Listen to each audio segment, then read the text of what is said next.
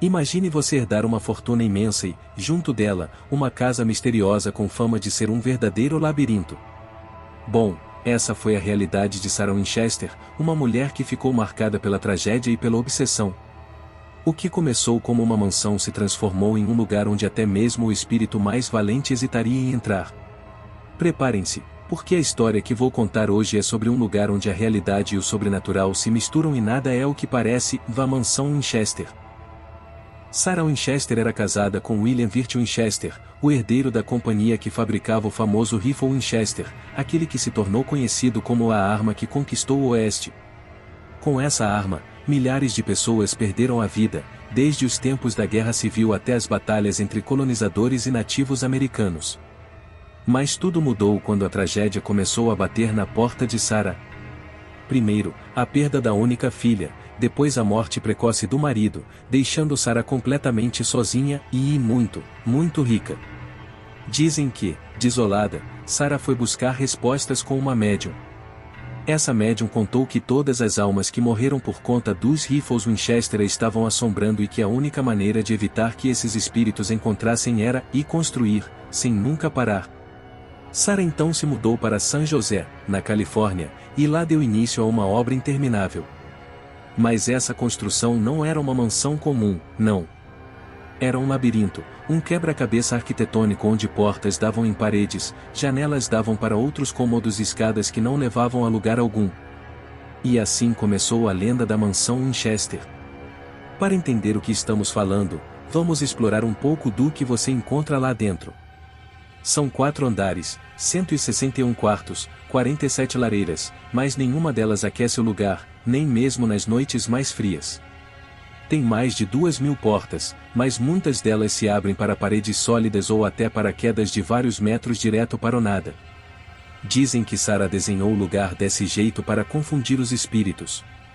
Era como se ela estivesse tentando criar um labirinto que os mantivesse perdidos, impedidos de encontrá-la. Sarah acreditava que os fantasmas eram enganados por cada nova construção. E, a cada novo barulho de martelo ou de serrote, ela dormia um pouco mais tranquila, sabendo que talvez tivesse conseguido despistar os espíritos por mais uma noite. Mas, e será que realmente conseguiu? Desde a morte de Sarah em 1922, a mansão Winchester se tornou um dos pontos turísticos mais famosos dos Estados Unidos, mas também é conhecida como um dos lugares mais assombrados do país. Visitantes, funcionários e até mesmo guias da mansão relatam ter visto coisas que desafiam qualquer explicação lógica. Sombras que se movem sozinhas pelos corredores, sons de passos ecoando em quartos vazios e até mesmo portas que se abrem e fecham sozinhas. Dizem que uma das aparições mais frequentes é a de um homem vestindo um macacão de operário, com um olhar vazio e perdido.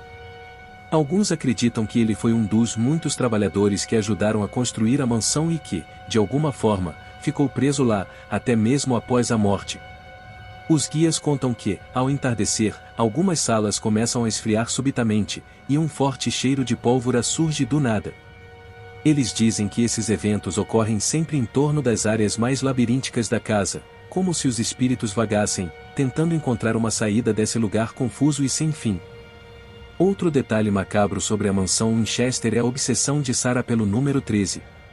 A casa está repleta de detalhes que seguem esse padrão, de janelas com 13 painéis, escadas com 13 degraus e até mesmo candelabros adaptados para terem 13 velas. Dizem que esse número tinha um significado especial para Sarah e que ela o usava como uma forma de proteção. Mas, proteção contra o quê? Talvez contra os espíritos que ela acreditava estarem em seu encalço? Ou seria uma tentativa de apaziguar o destino sombrio que, segundo ela, sua fortuna trazia? O que vocês acham? Será que Sarah estava realmente sendo perseguida pelos espíritos das pessoas que morreram pelos rifles? Ou será que ela apenas se perdeu na própria dor e culpa, ao ponto de se tornar uma prisioneira do próprio medo? Hoje, a mansão Winchester é aberta ao público, mas nem todos têm coragem de entrar em cada sala. Ao cair da noite, o lugar parece tomar vida própria, como se os espíritos que lá habitam estivessem apenas esperando para sair, prontos para finalmente confrontar quem ousa invadir o seu espaço. Então, pessoal, quem aí teria coragem de passar uma noite na mansão Winchester?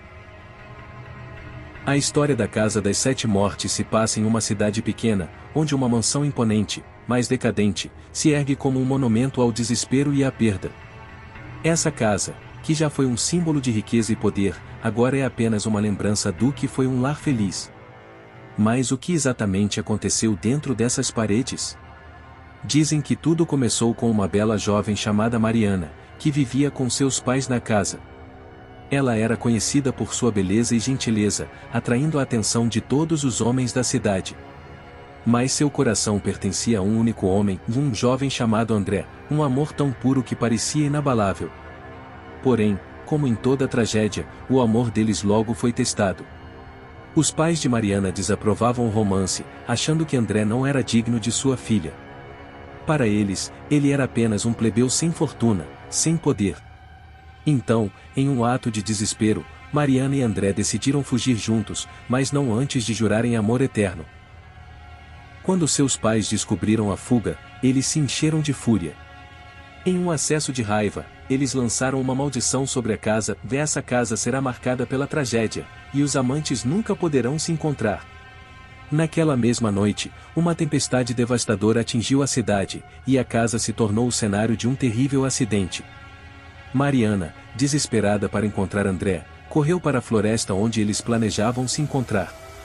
No entanto, a tempestade era forte demais, e a jovem desapareceu, perdida para sempre nas sombras da noite. Sua família, devastada pela perda, começou a sentir a presença de espíritos em sua casa. E assim, a Casa das Sete Mortes começou a se tornar conhecida por suas aparições sobrenaturais. Com o passar dos anos, a casa passou a ser o lar de várias tragédias. Cada vez que alguém se mudava para lá, uma série de mortes misteriosas ocorria. São relatos de 7 mortes em 7 anos, cada uma mais horrenda que a anterior. Os moradores falavam de vozes sussurrantes que ecoavam pelos corredores, de sombras que dançavam nas paredes e de uma tristeza palpável no ar. Dizem que as almas de Mariana e André ainda vagam pela casa, procurando um pelo outro, enquanto são assombradas pela maldição que os separou. Os relatos dizem que, em noites de tempestade, você pode ouvir o lamento de Mariana ecoando, clamando por seu amor perdido. Mas não eram apenas os amantes que estavam presos ali. Cada uma das mortes estava ligada a uma história de traição e desespero, refletindo as consequências da maldição lançada pela família de Mariana. Os 7 mortos, dizem, foram aqueles que não respeitaram a história de amor e dor que permeava a casa. Eles pagaram o preço, e suas almas ficaram aprisionadas, como um aviso para todos que ousassem se aproximar. Atualmente, a Casa das Sete Mortes permanece em pé, um monumento à tragédia. Os moradores da cidade evitam o lugar, temendo que a maldição ainda esteja ativa. Visitantes que se aventuram a entrar na casa relatam experiências inexplicáveis, como objetos se movendo sozinhos, a sensação de estar sendo observado e o frio intenso que parece surgir do nada. Histórias de pessoas que entraram na casa e nunca mais foram vistas são contadas entre sussurros, como se o próprio ar estivesse cheio de advertências. Muitos acreditam que a casa ainda é um portal para o além, onde as almas das 7 mortes estão à espera de um novo destino. A história da Casa das Sete Mortes é um lembrete de que algumas tragédias nunca são esquecidas. E agora, a pergunta que não quer calar: quem teria coragem de passar uma noite naquela casa? Seria você um explorador ou um amante, buscando respostas em um lugar onde o amor e a dor se entrelaçam eternamente? Deixe nos comentários o que você acha. E se você gostou desse vídeo, não esqueça de se inscrever, dar aquele like e ativar o sininho para não perder as próximas histórias de terror. Tudo começou em 13 de novembro de 1974, quando Ronald DeFeo Jr. chocou o mundo ao assassinar sua família em sua casa na 112 Ocean Avenue, em Amityville, Nova York. Ele usou uma espingarda para matar seus pais, Louise e Ronald DeFeo Sr., e seus 4 irmãos enquanto dormiam. O crime foi horrendo e gerou uma onda de terror na comunidade. Mas o que Ronald alegou após sua captura foi ainda mais perturbador. Ele afirmou que vozes o incentivaram a cometer o crime.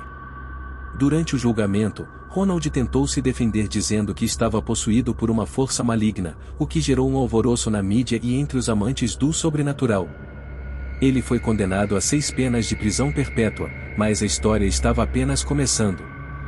A casa, após o massacre, ficou vazia por um tempo, até que em dezembro de 1975, a família Lutz decidiu comprá-la por um preço muito abaixo do mercado.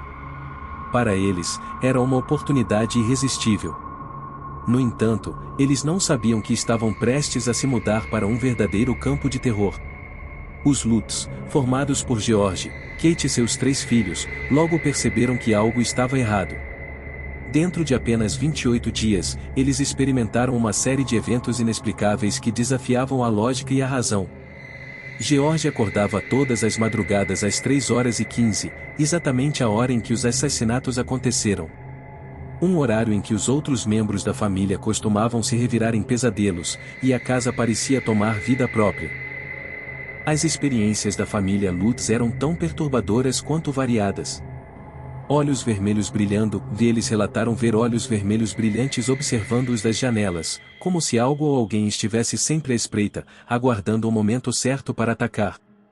Odores de podridão, um cheiro de podridão se espalhava pela casa, vindo de lugar nenhum.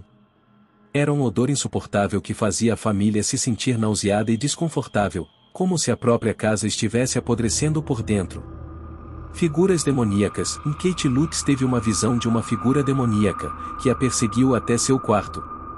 Essa experiência foi tão aterrorizante que ela sentiu que não estava sozinha, mas sim sendo observada por uma presença maligna. Levantando-se da cama, em uma das noites mais assustadoras, Kate afirmou que se sentiu levitando sobre a cama. Esse relato foi um dos que mais contribuíram para a reputação da casa, pois se tratava de uma experiência que ia além do comum. O que aconteceu após a breve estadia dos Lutz na casa é tão intrigante quanto a própria história de suas experiências. Eles acabaram abandonando a propriedade e revelaram suas histórias a um autor, Jay Anson, que escreveu o livro The Amityville Horror em 1977. O livro se tornou um best-seller e foi adaptado para o cinema, levando a uma série de filmes de terror que exploravam a suposta maldição da casa. Contudo, a veracidade dos relatos da família Lutz sempre foi contestada. Muitos alegam que eles criaram uma farsa para lucrar com o terror e o sensacionalismo que a história proporcionava. Investigadores de fenômenos paranormais e psíquicos que visitaram a casa afirmam que realmente há uma energia pesada e inexplicável no local, o que só alimentou ainda mais a controvérsia. Hoje, a casa de Amityville continua a ser um tema de debate. Alguns acreditam que o espírito maligno da tragédia original ainda assombra as paredes, enquanto outros defendem que a história foi exagerada e manipulada para entreter e lucrar. A casa passou por várias reformas e agora é uma residência particular, mas ainda é visitada por curiosos e caçadores de fantasmas. A história de Amityville permanece como um dos casos mais famosos do sobrenatural, cercado de mistério, dúvida e, claro, muito medo.